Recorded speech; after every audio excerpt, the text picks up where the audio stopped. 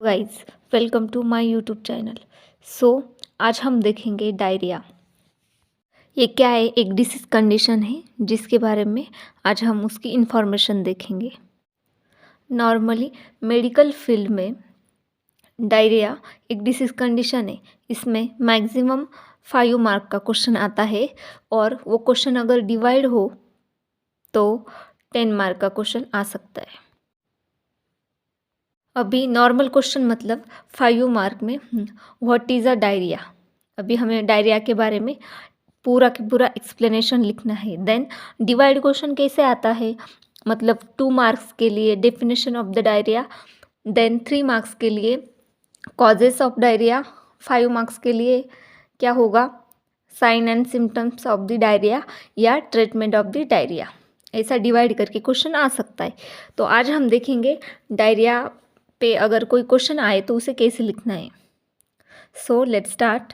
कौन सी भी disease condition लिखने में 10 पॉइंट इम्पॉर्टेंट होते हैं, जो कि आज हम डायरिया डिसीज कंडीशन में देखेंगे।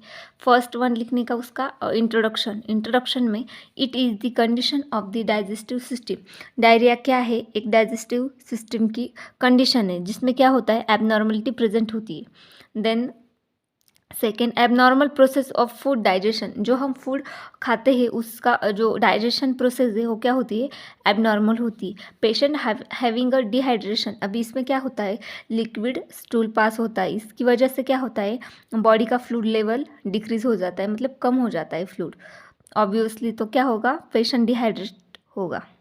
एंड इंट्रोडक्शन में हम वो इन्फॉर्मेशन लिखते हैं जो कि हमें उस डिसीज कंडीशन या उस टॉपिक के बारे में पता होती है। इसमें स्पेसिफिक कुछ भी नहीं होता, आप कुछ भी लिख सकते हो, मतलब रिलेटेड टू टॉपिक। मतलब डायरिया मोस्टली चिल्ड्रन में ज़्यादा दिखाई देता है, या डायरिया एक डाइजेस्टिव कंडीशन है, एक्सेट्रा। देन हम देखेंगे नेक्स्ट वन, इसकी definition. It is the condition of the evacuation of liquid watery stool frequently is known as diarrhoea.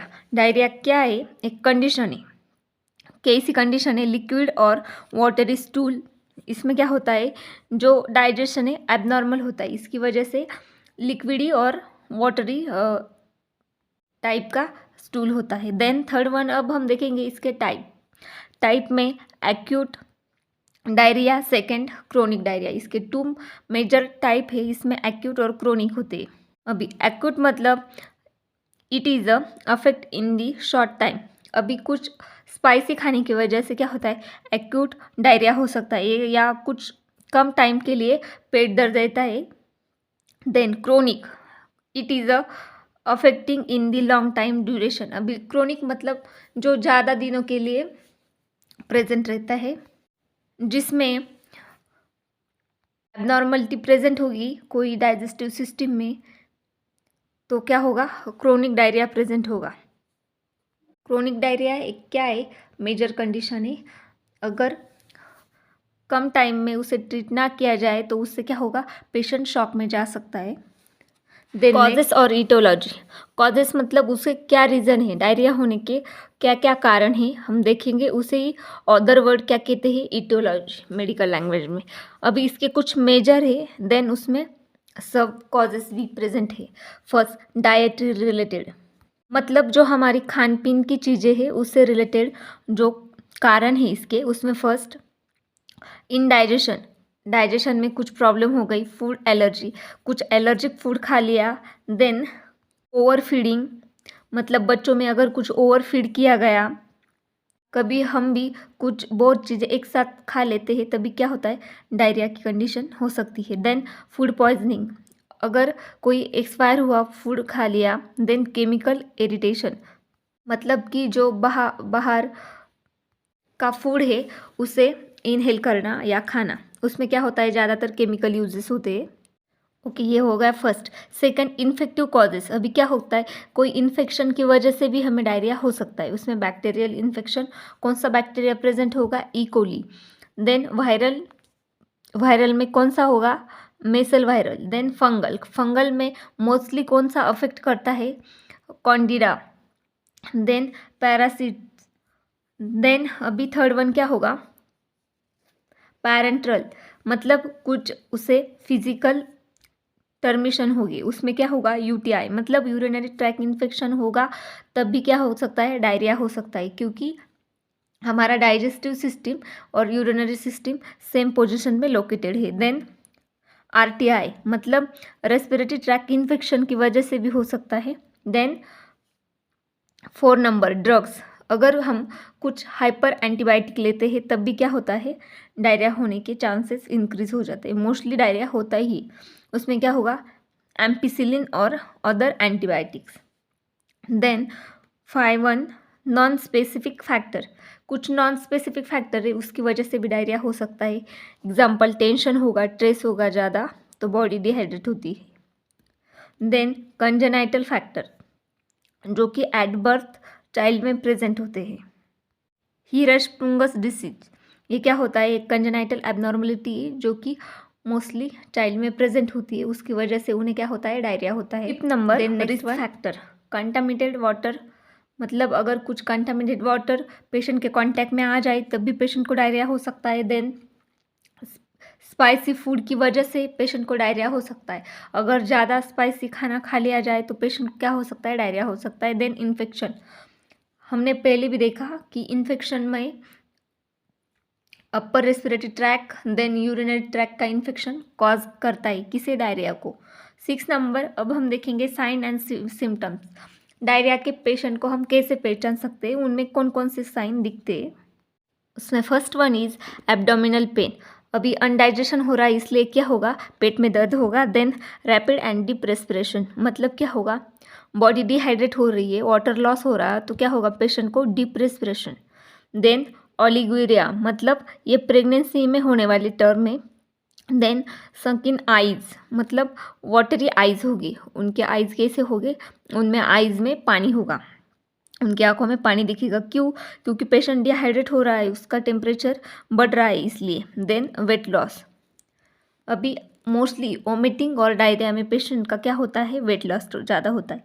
Dry skin, क्योंकि वाटर इनटेक कम हो रहा है। Then low BP and rapid pulse, low BP मतलब body में fluid intake कम हो रहा है इसलिए क्या होगा, ऑब्वियसली बीपी लो होगा। देन रैपिड पल्स, मतलब पल्स बढ़ने के साथ किसका साइन देती है, पेन का, जहाँ पे पेन प्रेजेंट होता है वहाँ क्या होता है, पल्स रेट इंक्रीज होता है।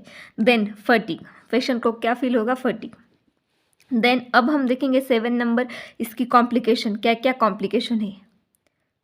First one dehydration, patient dehydrate हो सकता है, डिहाइड्रेट अगर टाइम पे ट्रीट ना किया जाए तो क्या हो सकता है, पेशेंट सडनली कोमा में भी जा सकता है। Then toxaemia, hypernatraemia, then acidosis, then last one failure of renal function.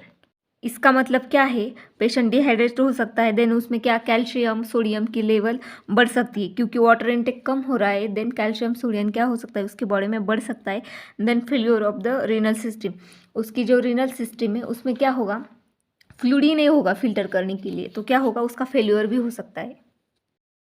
Number अब हम देखेंगे इसकी पैथोफिजियोलॉजी, पैथोफिजियोलॉजी मतलब वो डिसीज हमारे बॉडी में कैसे स्टार्ट होता है या कैसे अफेक्ट करता है। फर्स्ट ड्यू टू कॉज, मतलब कोई भी एक कॉज होगा, मतलब जैसे कि अनडाइजेशन होगा, डाइजेस्टिव रिलेटेड होगा या ड्रग रिलेटेड होगा या कुछ पैरेंटल होगा, डिसीज कंडीशन होगा, कंजेनाइटल होगा, कुछ तो एक कॉज होगा उसका।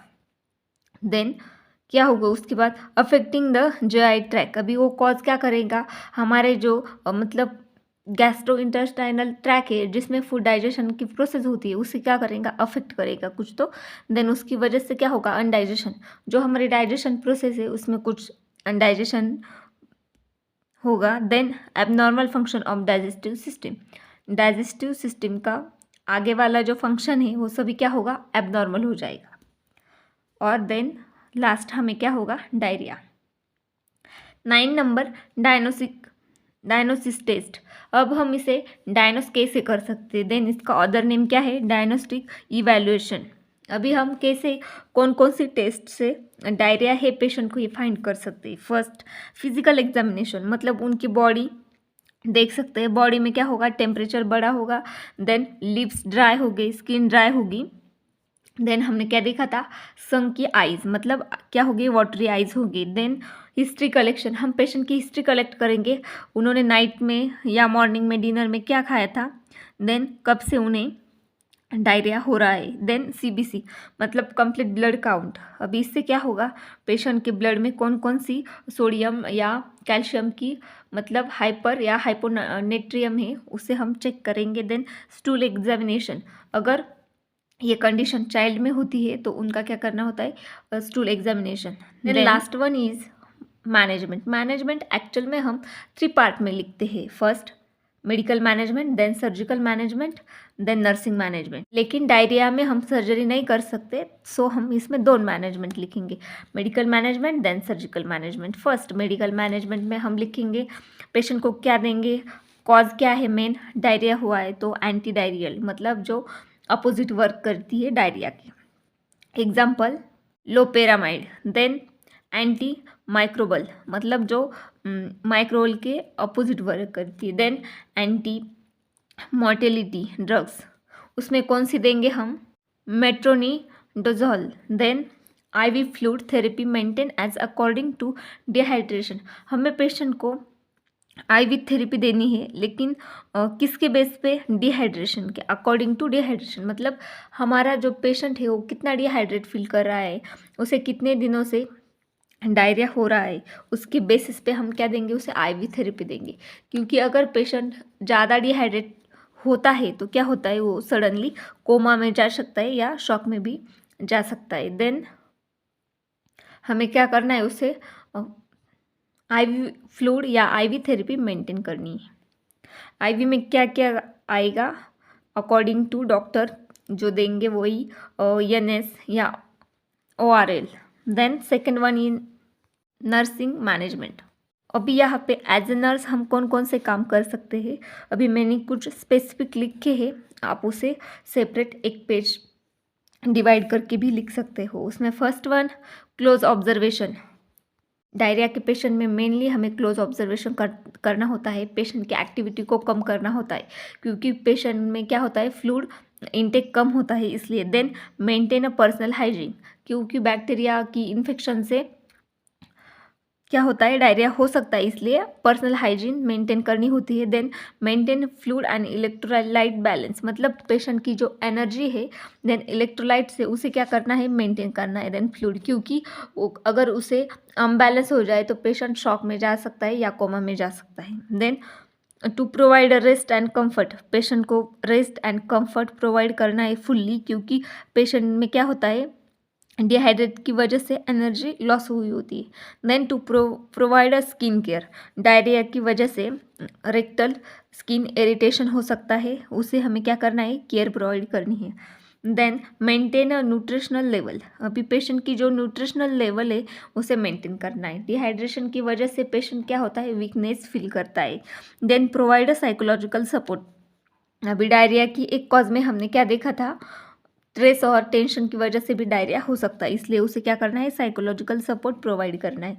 Then maintain activity of patient, अभी क्या करना है, पेशेंट की जो एक्टिविटी होती है उसे मेंटेन करना है, हाइपर एक्टिविटी को क्या करना है, कंट्रोल करना है, क्योंकि एनर्जी से हो इसलिए। देन हेल्थ एजुकेशन, हमें पेशेंट को हेल्थ एजुकेशन देना है, मतलब कौन सी मेडिकेशन लेनी है नहीं लेनी, हाइजीन मेंटेन रखनी है, एक्सरसाइज करनी है या नहीं करनी, फुल बेड रेस्ट करना है। देन कुछ एक्स्ट्रा मैं आपको बता रही हूँ, इसमें मेन आएगा उनका फ्लूइड इनटेक और आउटपुट रिकॉर्ड और रिपोर्ट मेंटेन करना है। फ्लूइड, हम उन्हें कितना फ्लूइड देते हैं, देन उनकी रिक्वायरमेंट क्या है बॉडी की, उसे क्या करना है, रिकॉर्ड और रिपोर्ट मेंटेन करने हैं फ्लूइड के। देन पेशेंट को मॉनिटर करना है, पेशेंट के वाइटल, मतलब उसमें क्या होगा, पेशेंट का टेम्परेचर, पल्स रेट कितनी है, टेम्परेचर कितना है, ब्लड प्रेशर कितना है पेशेंट का, देन पेशेंट का एसपीओ कितना है, उसे क्या करना है, मेंटेन या मॉनिटर करना है। ये हो गई हमारी नर्सिंग मैनेजमेंट, और आज का टॉपिक क्या होता है, यहाँ पे एंड होता है। इसमें कंटेंट के हिसाब से अगर हम बात करें तो 1 पेज में 3 मार्क्स देने होते हैं, लेकिन अगर आप कुछ इसमें से डाटा भूल जाते हो या कुछ मिस्टेक हो जाती है तो उसमें पकड़ी एक पेज के लिए 2 मार्क्स, तो हमारे पूरे कितने पेज हो गए 5 पेज। मतलब क्या होगा 10 मार्क का क्वेश्चन, 10 मार्क का मटेरियल हमारे पास अभी भी बचा हुआ है। मतलब हम पेपर में 10 मार्क तक लिख सकते हैं ईजिली। So thank you.